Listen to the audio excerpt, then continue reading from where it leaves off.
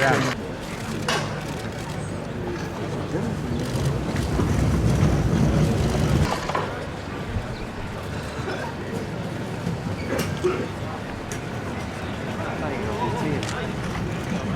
little bit down on the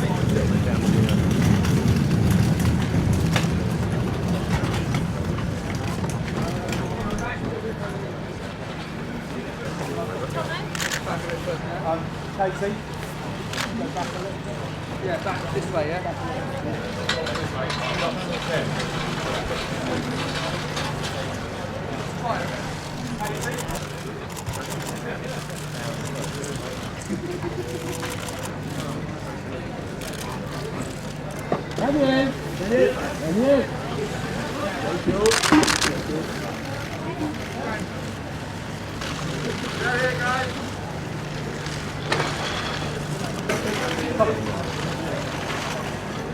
Ready?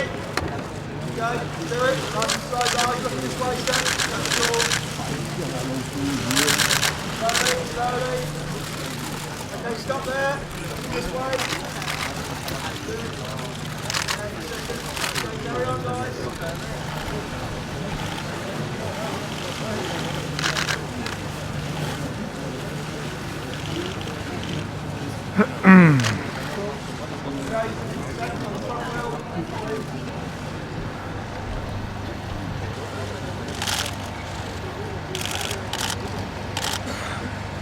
Okay, hands on knees, guys, looking this way. That's it, it's cool. Nice big smiles.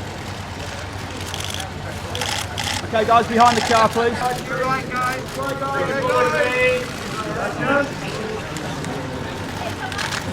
Okay. Okay, looking this way. Nice big smiles. Cool.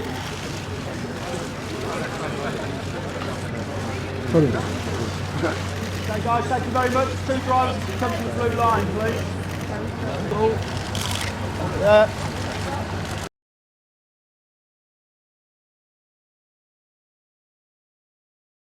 Yeah, I think the team is very motivated. I mean, at the moment, to be honest, I don't think there's a single member in the team that thinks about the possible result, because we are flat out, trying to get the car out, trying generally to get on top of the rule changes, probably just like everybody else. But I think it's just, again, way too early to talk about the potential outcome. I think we need to really wait testing and the first couple races, see where we are, and then, after three, 4 races, you might be in a better place to judge,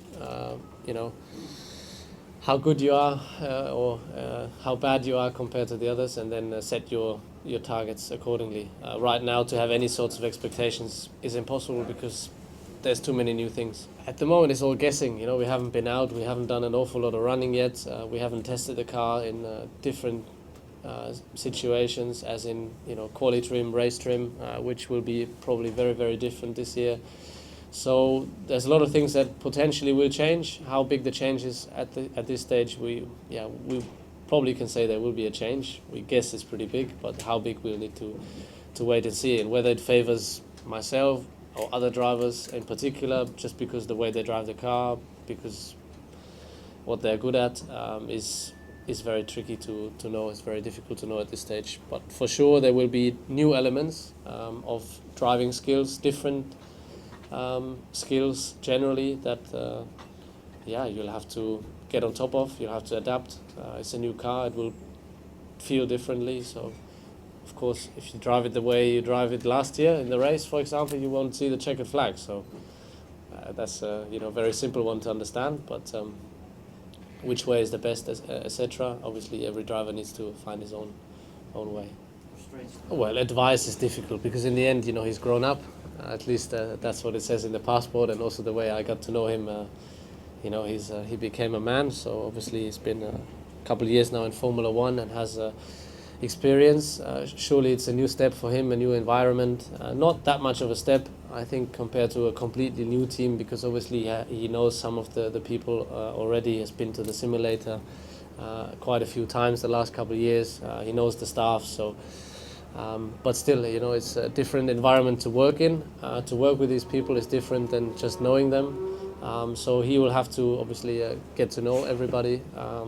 and it will take I think, just speaking of my experience, it takes some time to speak the same language when you talk to your engineer, etc. But everybody's happy for him to arrive in the team, and looking forward, to have him on board. And obviously, there's a lot of new things this year. Everybody has to adapt to. I'm sure he will find his way quickly. And as I said, to give an advice is very difficult because everybody has his own style. I'm sure that there's a lot of things that probably he will learn from me, but equally I'm hoping to learn a lot of things from him. He's a different driver. He has a different view at things, and I think if you keep your eyes and ears open, then you can always learn, even though he hasn't, or he doesn't have the experience that maybe Mark had the last years, but still, as I said, talented enough, earned his place, so I'm sure he'll give me a hard time. It looks really good. Believe it or not, this morning was the first time I'd seen it as well in its full bodywork, and obviously I'd seen a few pictures, but looked better in real life. So yeah, it looks good until I drive. Obviously I'm not going to know what it feels like, but I'm sure it's going to be exciting. I approach it with obviously a lot of enthusiasm, a lot of excitement. It's a huge opportunity for me to learn from. It's a bit of a privilege, I guess, to have a four-time world champion alongside me, to be able to see his data, to see what he's doing on track, and to try and better myself. Learning off him, it's I guess a privilege. So that I'm really looking forward to, and then I'll just take it step by step. Obviously take each test as it comes, and then each race as it comes. Obviously for me, I'd love to be as competitive as soon as possible, but I'll just take it step by step and learn what I can from Seb. To be honest, I haven't set any expectations in terms of where I'd like to finish. Obviously, if someone said, if you could be world champion, would you be happy? Of course I'd be happy. But I think just for me to, I'd love to get a win, to stand on the top step, that would be amazing. But just to go through the year, continuing to learn, and to try and match Seb, at least at some point, and to really set myself up, at the front of the grid, not to be a one-hit wonder, so to speak. It's been epic this winter, to be honest with you. I mean, because the car's an awfully lot more complicated. There's probably, 40% more drawings that are required to produce the car, and therefore necessary parts that go along to be manufactured as well. So I think the effort that has gone in from the team behind the scenes has been quite outstanding. And when you think that we only started our crash testing 10 days ago, others have been doing that for several months. So it's been a Herculean effort by every member of the team in Milton Keynes, and to have a car here, at the first test is an achievement in itself.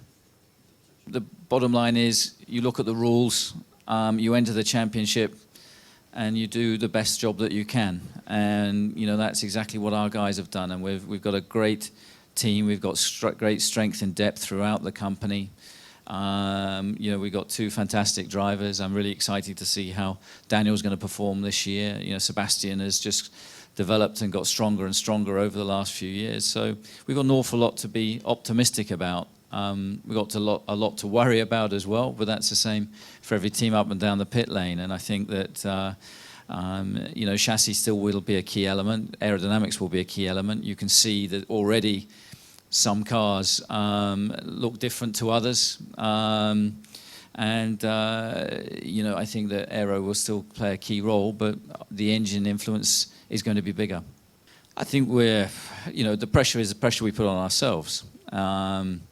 In many respects, we've got nothing left to prove after what we've achieved over the last, 8 years. But, the motivation is as high as ever. The determination within the team is as high as ever. And everybody's looking forward to going racing again. And I think that, it's only just 2 months since our final, race of last season in Brazil, where we finished, first and second. And it'd be great to get off to a strong start, to a new campaign. I guess with the performance we had at the end of last year, then probably we'd have been quite happy if the regulations hadn't changed. But the reality is regulation should change from time to time. It's an equal opportunity for all of us, so it's a fresh start, and the usual sort of slight nervousness and tentativeness that what's everybody else been up to. We know roughly what we've done, but we don't know whether that's as good or not as good as other people. I think probably the emphasis could well be on reliability in the first few races. Melbourne's difficult to forecast, but I suspect there's going to be a large number of red flags through winter testing, that's for sure. Turbocharged engines as such are obviously nothing new, and nothing new to Formula One. So that side of it's not so bad, but the electrical content is hugely complicated, and that of course is crossing several disciplines. As I say, hybrid cars, electric cars, when they reach the road, have had lots of research. They're cars that aren't designed to ever be taken apart, really. They're almost sealed for life cars.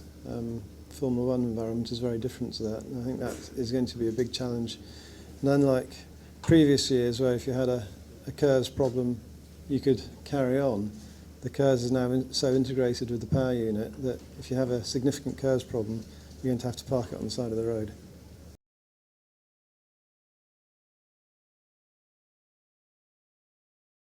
Yeah, I think I was as shocked as probably everybody else in the paddock.